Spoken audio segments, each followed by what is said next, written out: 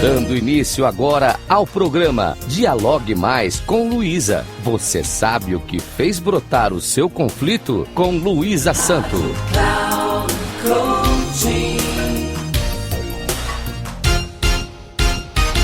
Olá, tudo bem?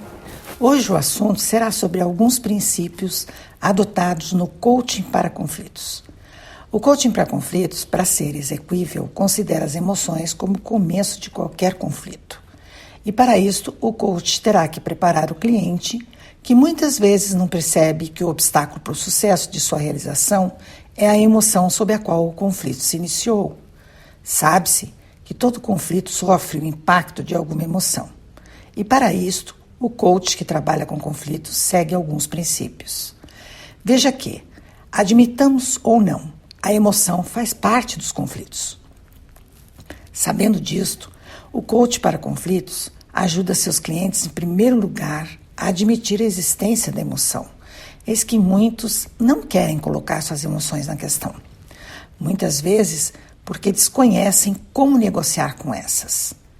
O que faz o coach?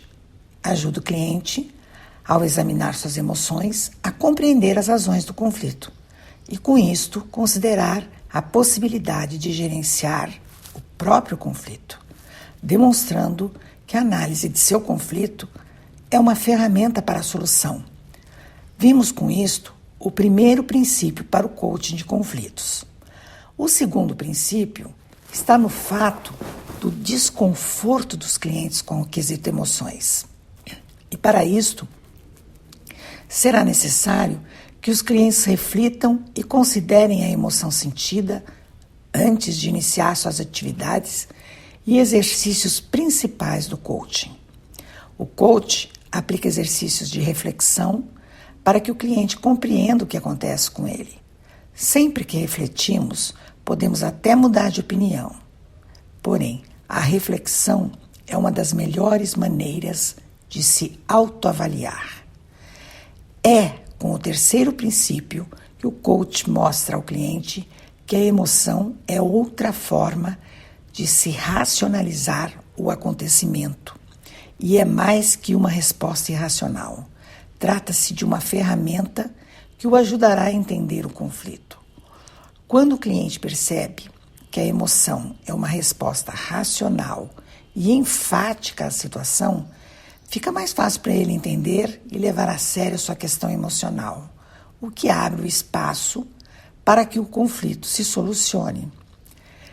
Deixa-se de avaliar como algo irracional e considera-se a emoção uma ferramenta de valor tanto para um como para o outro conflitante.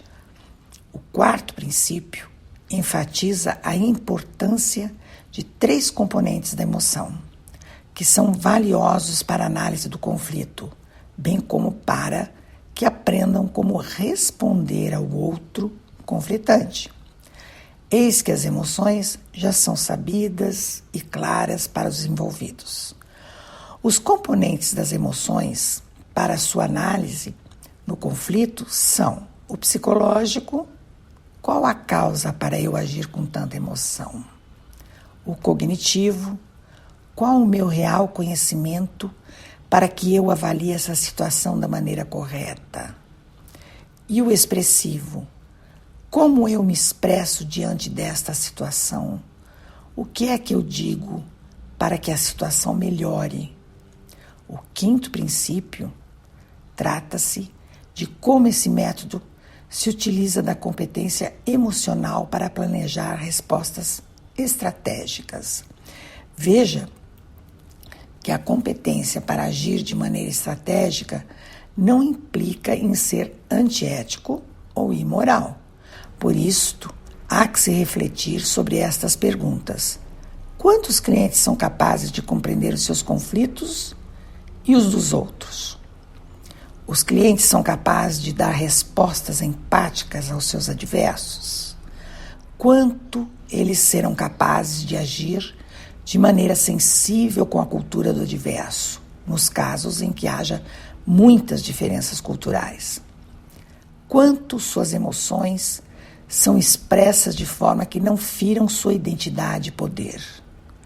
quanto o cliente será capaz de desejar conversar sobre seus desejos sem manipular as emoções do outro. Percebam que se o método é bastante interessante para que as pessoas compreendam o conflito como algo que precede este conflito, quando os clientes já foram preparados para agir de forma estratégica e atingir seus objetivos, eles não passem a agir manipulando ou com pouca compreensão sobre as emoções do suposto adversário. Resta ao coach perceber e avaliar o valor da ética de cada cliente para que não se gerem mais conflitos após o treinamento de seu cliente. Penso que o cliente deve ser treinado e se autoavalie sobre a importância da ética, mesmo que seja para a negociação.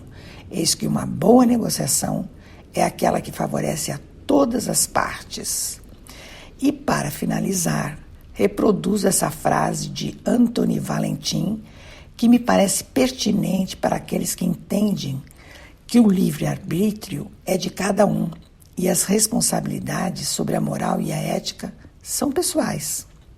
A frase é: onde a moral e ética são pequenas ou inexistentes, a ideia de felicidade não passa de ilusão semelhante às bolhas de sabão.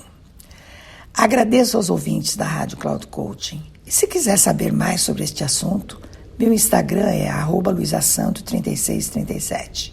Até a próxima.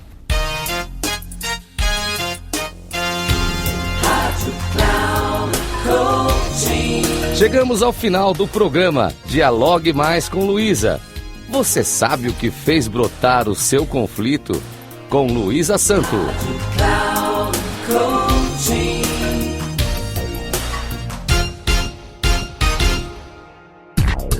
Se ligue. Dialogue Mais com Luísa. Você sabe o que fez brotar o seu conflito?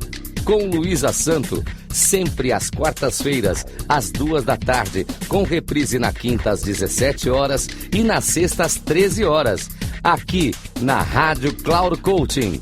Acesse nosso site radio.cloudcoaching.com.br e baixe nosso aplicativo.